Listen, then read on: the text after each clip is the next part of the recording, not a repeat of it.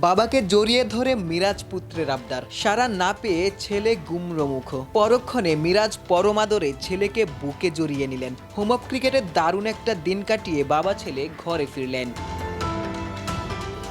মঙ্গলবার শের-ই-বাংলার একাডেমি মাঠের সুন্দরতম দৃশ্য। বাবা মেহেদী হাসান মিরাজের হাত ধরে ছেলে মুদাচ্ছের হাসান ওয়াফিকের অনুশীলনে আসা। হ্যাঁ, ঠিকই শুনেছেন, মোহামেডানের অনুশীলনে জুনিয়র মিরাজও অংশ নিয়েছেন।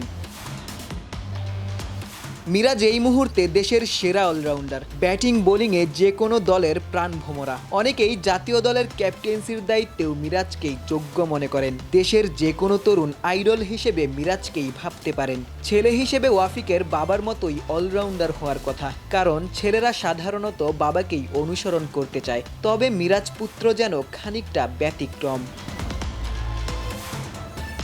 সাবেক নির্বাচক হান্নান সরকারের মতো আপনিও অবাক হতে পারেন। এই বয়সেই মিরাজপুত্র পর্তুগিজ তারকা ফুটবলার ক্রিশ্চিয়ানো রোনালদোর ভক্ত। এদেশে CR7-এর লাখো কোটি ফ্যান, তবে কনিষ্ঠতম হয়তো মিরাজপুত্র।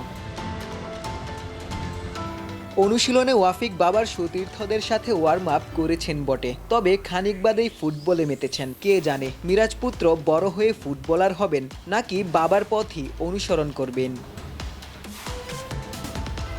ছেলেকে রেখে এবার বাবার প্রসঙ্গে ফেরা যাক। মিরাজ ডিপিএলে মোহামেডানে খেলছেন। তামিম, মুশফিক, রিয়াদ মিরাজদের নিয়ে বড় বাজেটের দল গড়েছে মোহামেডান। প্রায় এক যুগ পর চ্যাম্পিয়ন হওয়ার স্বপ্ন, সেই স্বপ্ন পূরণে মিরাজ রাখতে পারেন বড় ভূমিকা।